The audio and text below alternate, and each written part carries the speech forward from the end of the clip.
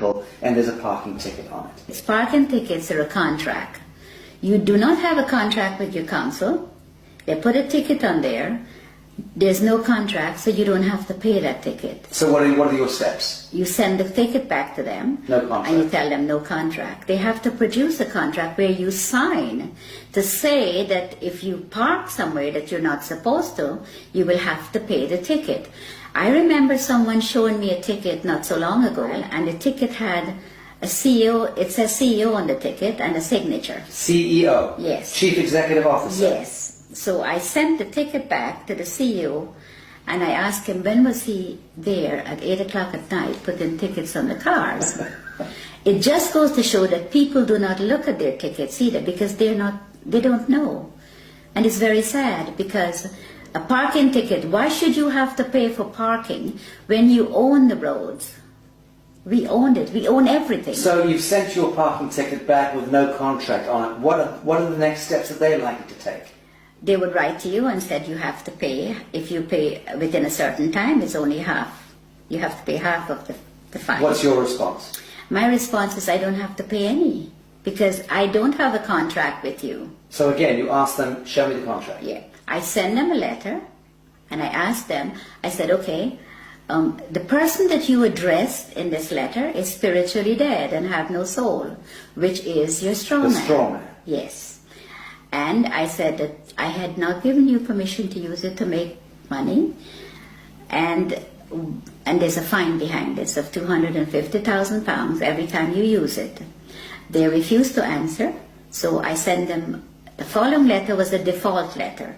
I says you're now in default for not responding, because that's what they're going to do to you. So you played law against them? Yes. Good. Yes, so when I sent them that, 5 days later, I received a letter stating that the account is closed and I do not owe. Very good. Thank you for that. Well, that's rather straightforward. Let's discuss mortgages, because this is the bane of most people's existence, is needing to secure their home. Everyone has the right to a home in this world. And mortgages, I mean, what's the etymology of mortgage in the first instance? Death grip, isn't it? Yes, it is. It is. Mortgage means death grip in French. Well, the mortgage is what they do is just a front. Because the minute you miss a payment, when you get a mortgage from the bank, they're after you. The first time you miss a payment, it goes straight into the insurance company that the mortgage company have.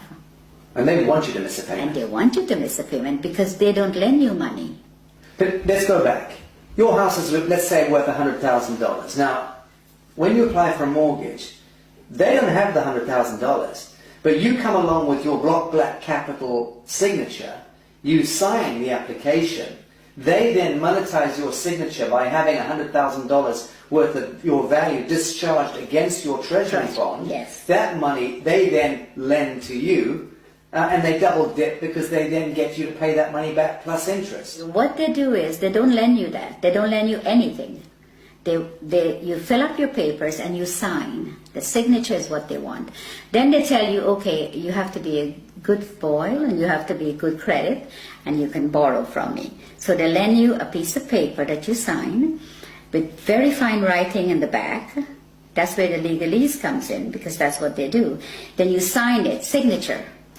They take that and they tell you, okay, the funds will be ready in 2 to 3 days to come back. The following day with the signature, they go into your trust fund and they get paid the $100,000. They never disclose to you that, okay, we got paid, so the house is now yours. No. They come back when you go on the 3rd day, they've already got their money, they say to you, okay, this is the agreement, you pay so much every month, the interest rate, all that you've already signed for. So now they put the $100,000 on the computer screen for you, so you can finish your house closing. Now that $100,000 is just numbers. It is not money, because they all own the banks. So there's no money pass, no cash, just paper. But they have your $100,000 already. If you don't pay, they take the house. They don't want nothing. They want the property because the money is just paper. It has no value. So the property has value, so they take the property.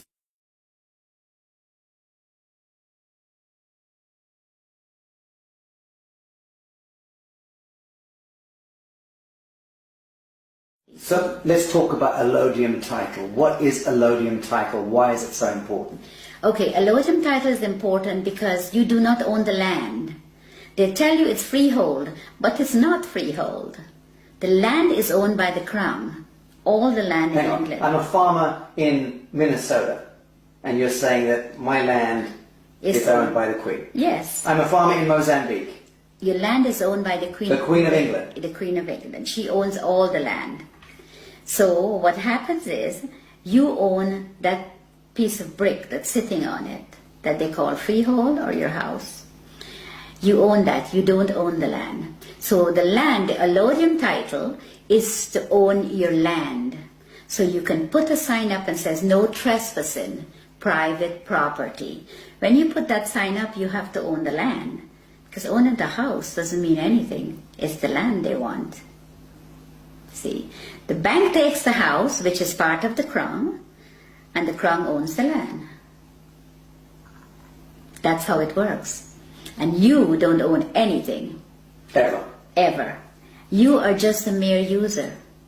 So long as you are acting as your straw man. Now, when we reclaim ourselves from this fiction, and we do it as a people, many of us do it, what then do you see? How do you see the dissolution of government, the dissolution of this behemoth, this Molochite monster that has taken over our lives, indentured us into bonded slavery all around the world, 7 billion souls, owned and controlled, indentured to a couple of hundred National Reserve banks themselves, indentured into the Bank of International Settlements, that controlled through the US Treasury, the Federal Reserve, the IFC, the IMF, the World Bank, and so on, back to the Crown of England, and behind that, the Vatican. So all of that grotesquerie, that fiction, when do you see us as a people of the world reclaiming real reality from that fiction? And how is that likely to play out? I think if people get to know and they come together, it doesn't take hundreds of millions. 1 million sovereigns get together can make a hell of a lot of difference, because the word spreads from one to the other. And once people get to know that this is what is being done to them, it's going to be like wildfire. Once people get to know the law, what they're under, and what they're doing to them, and how they're making...